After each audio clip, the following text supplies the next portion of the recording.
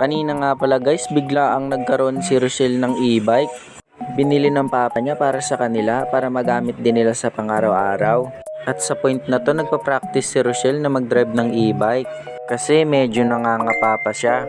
First time niya nga lang palang mag-drive ng e-bike pero marunong na siya kaagad. At alam ko hindi na rin siya mahihirapan na matuto nito kasi marunong naman talaga siya mag-bike. Kaya pinasubo ko muna sa kanya kung kaya niya ba talaga at mukhang kaya niya naman. At dito nga tuwang-tuwa siya kasi marunong na daw siya kaagad, hindi man lang inabutan ng ilang minuto. Syempre pagkatapos niya gusto ko ring itry. First time ko nga lang din palang makapag-drive din ng e-bike at hindi na rin nga pala ako nahirapan dyan kasi madali na lang para sa akin. Kaya habang sinusubukan ko yan, nagamay ko na rin kaagad. Ang bilis nga ng takbo ko dito. In fairness, maganda pala yung e-bike kasi malakas din yung hatak. At dito nga pagtapos namin mag-ikot-ikot, sinubukan namin pumunta sa medyo malayo. At sabi ko sa kanya mag-video siya dyan para meron kaming may post. Huwag nyo nga palang kalimutang i-follow ako guys at mag-share. Salamat!